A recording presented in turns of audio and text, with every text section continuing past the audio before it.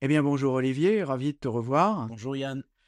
Et nous allons parler aujourd'hui de ton nouveau bouquin qui est sorti chez Erol et qui s'appelle Entreprise et si vous arrêtiez le coup de com'. Ah bah tiens, c'est étonnant ça, je savais pas, c'est quoi un coup de com'? Alors, un coup de com', c'est l'obsession de faire le buzz, la une des médias, de tirer la couverture à soi, d'être visible partout et tout le temps. Et au départ, c'était l'obsession des politiques, ça l'est toujours d'ailleurs, mais les entreprises s'inscrivent de plus en plus dans cette démarche. Et je trouve ça un peu dommage parce qu'on perd en profondeur et en perspective en matière de communication. Là, je suis étonné quand même de la politique dans les entreprises, j'en ai jamais vu, tu m'étonnes. Bah si, les entreprises, alors c'est pas des coups de com' au sens politicien du terme, mais on essaie d'avoir un maximum de couverture média sur le lancement d'une énième action ou de rebondir sur une cause qui fait l'actualité et on essaie d'y greffer son nom. Voilà, c'est ce genre de coup de com'. Ouais. Bon, en ce moment, la politique est très à la mode, mais on va pas trop s'apesantir sur le sujet. On va plutôt faire une focalisation sur le chapitre numéro 4. La communication interne peut-elle encore réenchanter l'entreprise? C'est-à-dire qu'il faut réenchanter l'entreprise, il y a un problème à la base? Bah, oui, je pense qu'il y a suffisamment d'articles et de reportages sur le sujet. L'entreprise, même si elle propose des programmes de bien-être, de bienveillance, d'inclusion à ses collaborateurs, on s'aperçoit que par ailleurs, il y a ce qu'on appelle la démission silencieuse, ou des gens qui se mettent en mode routine et qui ne vont pas au-delà de ce qu'ils pourraient faire en plus. Il y a les burn-out, il y a également tout ce qui est harcèlement moral, voire sexuel dans certains cas. Et ce sont des phénomènes malheureusement qui ne refluent pas. Donc en effet, l'entreprise a besoin d'être réenchantée, qu'on lui retrouve du sens. Et puis est venu s'ajouter aussi à cela le télétravail, qui, en matière je dirais, dilution des liens sociaux, bah, pose quand même des questions parce que maintenant on est de moins en moins au bureau et de plus en plus derrière un écran. Donc quid de la culture d'entreprise, quid de l'adhésion et de la fidélité, de la loyauté à une entreprise, alors que bah, finalement on vient de moins en moins dans ces locaux. Ouais. Alors, tu écris à la page 79 que le journal d'entreprise a été globalement mis au rebut. Et pourtant, moi j'en connais un qui s'appelle Le Sillon, The Furrow, c'est le livre d'entreprise de John Deere, hein, qui existe toujours 150 ans plus tard. Alors est-ce que ce sont les entreprises, est-ce que c'est ce journal d'entreprise qui a disparu ou est-ce que ce sont les entreprises qui ont pris les mauvaises directions, à l'inverse de John Deere, qui eux ont créé cette catégorie et ils y sont encore? J'ai vécu le passage du print au numérique et à l'époque, effectivement, le mot d'ordre, c'était bah, on va arrêter de faire du print parce que ça coûte cher, ça prend du temps, c'est pas réactif. Très vite, on a d'abord réduit la fréquence des journaux internes Mhm. et jusqu'à, pour certains, s'en débarrasser carrément. Bon, en France, il y a encore quelques boîtes. Je songe notamment à Bouygues, qui a le Minorange, qui existe depuis, je crois, 50 ou 60 ans, qui paraît 2 fois par an, un gros magazine à chaque fois, 100 pages. Donc certains croient encore aux vertus justement du papier et de l'imprimé, mais pour beaucoup, ça a été l'option tout digital. Et ben, ça n'a pas les mêmes vertus. C'est d'abord beaucoup plus volatile, voilà, moins valorisant. Et puis parfois, surtout, ça ne fait pas faire les économies escomptées. Si on veut avoir un intranet digne de ce nom, il faut de la production vidéo, écrite, etc., du graphisme. Et si on additionne tous les coûts bout à bout, la facture peut parfois être bien supérieure à celle d'un journal imprimé. Alors, au-delà de cela, n'y a-t-il pas un manque de constance dans les entreprises quand il s'agit de marketing de contenu, à savoir qu'elles traitent ça comme des campagnes et non comme des projets à long terme? Bah, le fait d'être sur un média chaud sur lequel on peut éditer quasiment en permanence, c'est la tentation effectivement de s'inscrire dans le temps réel ou quasi réel et de perdre un petit peu le recul qu'on avait avec le journal d'entreprise. Parce qu'avec le journal d'entreprise, on pouvait faire des longs reportages plus détaillés, revenir sur des événements, des projets qui avaient été lancés. Enfin, il y avait vraiment une temporalité différente.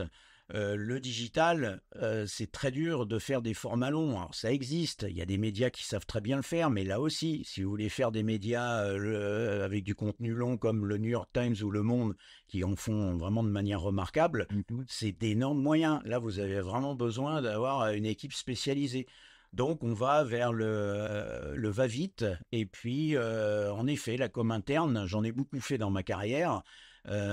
C'est, si j'ose dire, marketisé de plus en plus.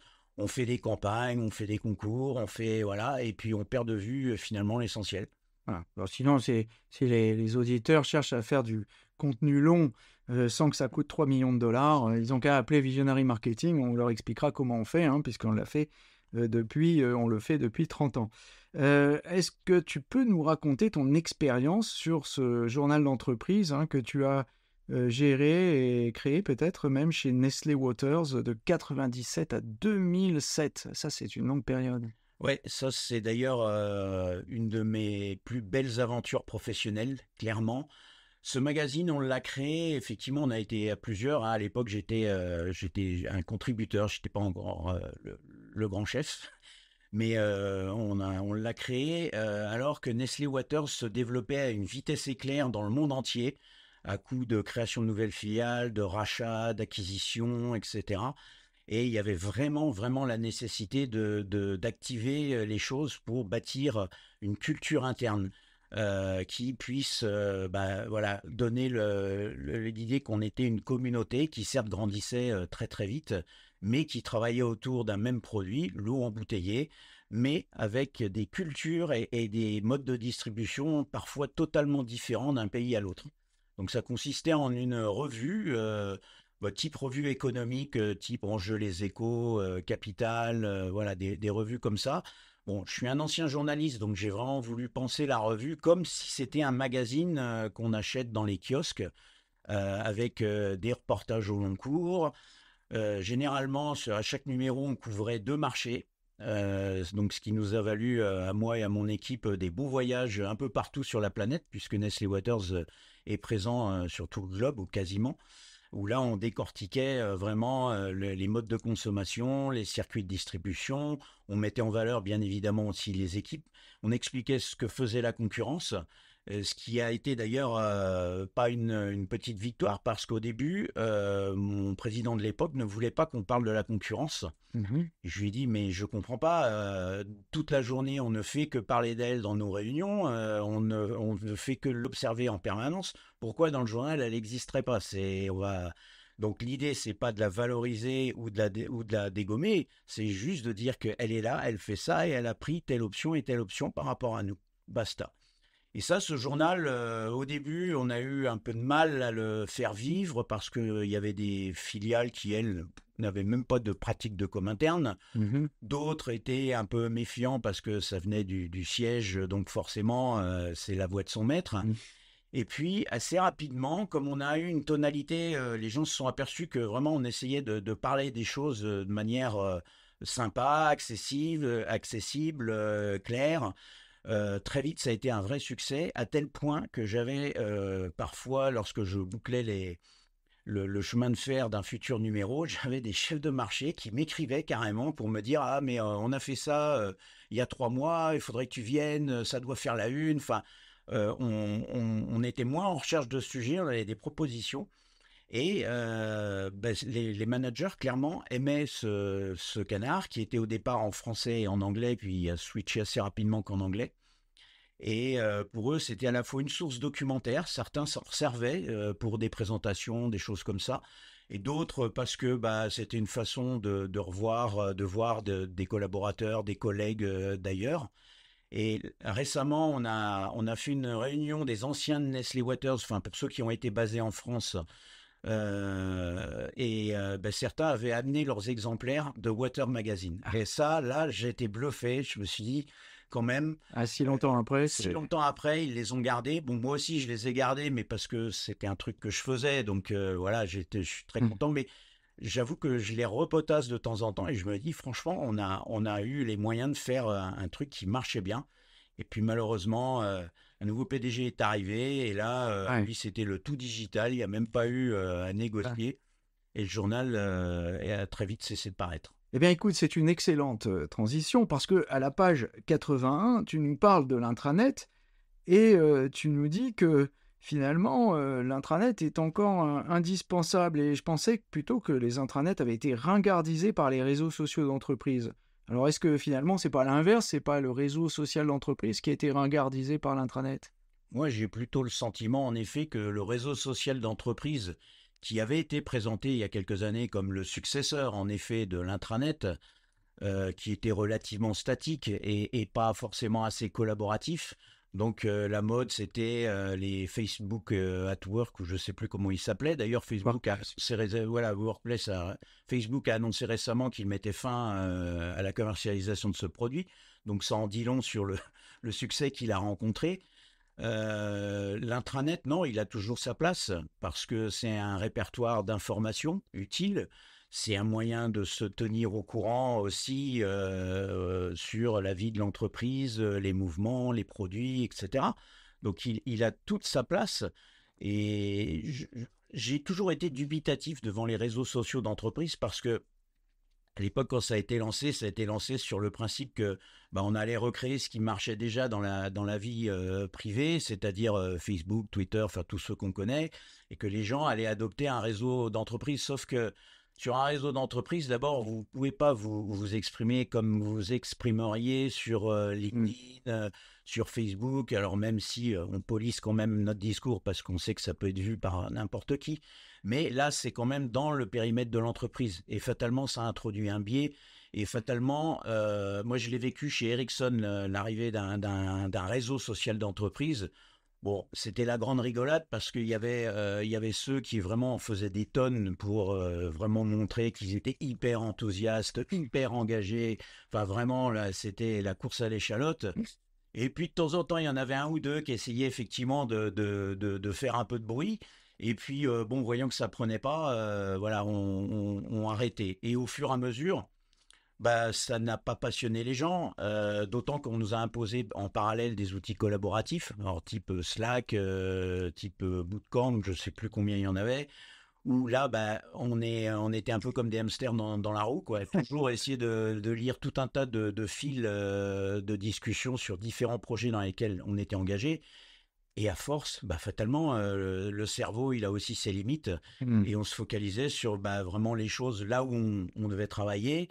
Ces réseaux, il n'y avait plus de temps plus de temps, et je pense, d'envie aussi pour y consacrer un peu des contributions. Mm. Ouais, finalement, c'est pour ça aussi que le papier, finalement, c'est une vieille technologie, mais qui fonctionne encore, quoi. Le papier, c'est une vieille technologie, mais exactement, elle est appréciée parce que on n'a pas le même mode de lecture. Moi, je lis encore beaucoup de livres imprimés. J'ai essayé les liseuses et les liseuses, c'est bien Mm. pour les petits bouquins rapides dont on sait on va pas forcément les conserver. Voilà, ça permet dans la valise d'emmener plein de livres sans que ça pèse trop lourd. Mais sorti de ça, les livres que j'achète vraiment et que je souhaite conserver parce que ça sera voilà mon fonds de bibliothèque, parce que j'annote beaucoup aussi mes livres quand je lis. On a le temps de se poser, de réfléchir, de revenir tranquillement. La lecture sur écran, qu'on le veuille ou non, elle n'est pas du tout pareille. En tout cas, moi, je la ressens pas comme ça. J'ai pas le même degré d'attention. Et le print revient en force. Alors pour des choses valables, quand on veut marquer le coup sur un événement, qu'on veut retranscrire quelque chose à travers la photo, l'illustration, le texte, Ouais. voilà, qu'on veut célébrer parce que c'est devenu une sorte d'objet qui commémore, qui salue, qui valorise, qui donne des souvenirs. Là où le digital, finalement, les souvenirs, oui, on les a dans l'immédiat, et puis au bout de 10 15 ans, soit on en perd dans le fatras des serveurs, soit on sait même plus où ils sont, et donc ils sont plus consultables. Alors, à la page 84, tu nous parles du syndrome courroie de transmission, hein, qui symbolise ces contenus des intranets qui sont un peu la voix de son maître. Euh, Comment faut-il faire pour que les contenus sur un intranet soient intéressants et finalement, est-ce qu'on peut se le permettre? Parce que la voix de son maître, c'est un peu un passage obligé aussi dans une communication interne. Alors évidemment, d'abord l'idée c'est pas de créer un forum où tout le monde va s'écharper, ça c'est pas le but, ça n'apporte rien pour l'entreprise. Évidemment que l'intranet est là pour faire entendre la voix de la direction, ça me semble essentiel. Une direction qui ne parlerait pas à ses collaborateurs, ça poserait, je pense, assez vite de sérieux problèmes. Mais ce que j'ai toujours déploré, c'est que dans l'intranet, on validait, survalidait, voire aseptisait les contenus qu'on proposait, alors qu'aujourd'hui, les gens à l'extérieur peuvent retrouver des informations sur leur entreprise qui auraient pu avoir tout à fait leur place en interne, dans des circuits de communication interne, mais qu'on n'a pas voulu mettre parce que parfois on a peur de son nom, parce qu'on a souvent la DRH qui, si elle peut ratiboiser les contenus, elle les ratiboise. Ça, j'en parle avec du vécu lourd derrière ça. Et bah, à force, en effet, on n'est que voix de son maître. Et c'est dommage parce que moi, je pense qu'on aurait pu faire ce qui existe dans la presse, proposer à des cadres ou des non-cadres d'ailleurs, de faire des petites tribunes en rapport avec la vie de l'entreprise, ses produits, ses services, mais de faire une sorte de boîte à idées. On avait bien créé il y a une époque ces fameuses boîtes à idées où il y avait des groupes qui faisaient de l'idéation, etc. Ben pourquoi ne pas retrouver ça, proposer à ceux qui veulent? Encore une fois, c'est vraiment rien d'obligatoire, mais il y en a qui ont envie de participer, qui ont envie de faire valoir des idées, et puis d'introduire autour de ça des discussions. Et ça, je pense que ça contribuerait vraiment à nourrir le corps social de l'entreprise, qui a tendance un petit peu à se déliter, on parlait en introduction, parce que bah, le télétravail fait qu'on est plus souvent là, on a moins d'interactions physiques avec les gens, et du coup, on est chacun dans notre couloir, on fait ce qu'on a à faire et on perd cette sociabilisation, cette interactivité. Alors, je ne sais pas si c'est faisable, si des entreprises ont osé, peut-être des petites, parce que c'est souvent plus facile d'expérimenter sur des petites tailles. Dans les grands groupes, c'est tellement codifié, calibré que c'est très difficile de s'extraire de la règle corporate. Ouais. C'est ce que tu appelles la co-construction pour réenchanter la communication interne de l'entreprise Oui. dans ton bouquin, et c'est effectivement une solution intéressante. Bah, il y a une entreprise qui l'a fait. Alors c'est en rapport avec la transition écologique que l'entreprise doit prendre. C'est Veolia qui depuis maintenant 1 an et demi, j'en parle dans le livre, a vraiment associé tous les collaborateurs dans le monde entier, les volontaires. Mais enfin, il y a eu suffisamment de gens qui se sont prêtés au jeu pour justement co-construire cette vision de manière très concrète. Hein. Il ne s'agit pas de se faire que du jus de crâne et dicter des belles valeurs, faire une jolie brochure derrière et des posters, et puis après basta. Non, là, ça a vraiment une visée opérationnelle. Et bah, ils ont eu effectivement le plaisir de constater qu'il y avait plein de gens qui avaient vraiment choisi d'embarquer dans la démarche et de contribuer. Et là, ils refont à nouveau pour le prochain plan stratégique, ils refont la même méthode. Comme quoi, si on veut associer, s'il y a vraiment la volonté politique de la direction générale, ça peut marcher. Mais voilà, encore faut-il qu'il y ait la volonté de la direction générale. Mais c'est la preuve aussi que finalement, la taille de l'entreprise n'est pas un frein. Je veux dire, s'il y a véritablement une volonté, et on y arrive. Ah ben on peut y arriver, ça prend forcément un peu plus de temps parce que la profondeur de l'organigramme fait que c'est un peu plus complexe. Mais on peut y arriver. En plus, on a tous les outils aujourd'hui qui aident à créer ce genre de projet collaboratif. Alors, pour finir, à la page 86 de ton livre, tu nous parles de la porosité totale entre l'interne et l'externe. Alors ça, moi, ça m'a fait réfléchir parce que de nombreuses fois dans ma carrière, j'ai clamé dans les entreprises où j'ai travaillé que la meilleure communication interne était la communication externe. Et c'était d'ailleurs d'une redoutable efficacité parce qu'on faisait les choses qu'une fois et c'était très, très, très efficace. Mais ce n'était pas forcément très apprécié par contre parce qu'en interne, on n'aime pas trop les choses qui sont un peu disruptives. Alors, comment tu peux arriver à convaincre d'échapper à ce syndrome et que faut-il faire? Bah, ce syndrome, on l'observe aujourd'hui sur la marque employeur, qui est devenue la nouvelle obsession des entreprises, à juste titre pour certains et certains profils de métier. Je pense par exemple aux data scientists. Maintenant, tout le monde se les dispute, y compris des secteurs non technologiques qui en ont besoin. Et donc, il faut donner envie aux gens de considérer certains secteurs d'activité, certaines boîtes qui n'étaient pas forcément dans le radar de ces personnes. Ça, très bien, jusque-là, aucun souci. Sauf que la marque employeur, bien souvent, on y plaque avant tout l'envie ou le fantasme qu'on aimerait avoir pour l'entreprise plutôt que sa vraie réalité et ses vraies aspérités. Et ça nous donne des campagnes marketing qui sont super bien fichues, hein. Il y en a de plus en plus, c'est de qualité super pro, rien à envier aux publicités classiques. Le problème, c'est que c'est complètement décorrélé de ce qu'est l'entreprise réellement. Et pour les salariés qui voient ça, en plus, ça a un côté peu crédible parce que leur quotidien, leur vécu, leur expérience, il n'est pas vraiment exactement comme l'image qu'on projette à l'externe. Et moi, j'ai toujours pensé, pour avoir fait justement beaucoup de com interne, qu'une vraie communication externe, une vraie bonne communication externe, je mets à part la forme sur le fond, ça doit être complètement raccord avec l'interne. Si on commence à créer des hiatus en disant que l'entreprise est de telle façon et que les gens vivent ça différemment, on va marcher à cloche-pied. Et à un moment, ça se verra. Et il y a plein d'entreprises, malheureusement, qui font ça. Je songe notamment à Amazon qui, lorsqu'il y a eu Black Lives Matter, s'était vraiment associé au mouvement des Afro-Américains pour les défendre en disant que c'était injuste ce qui leur arrivait. Très bien.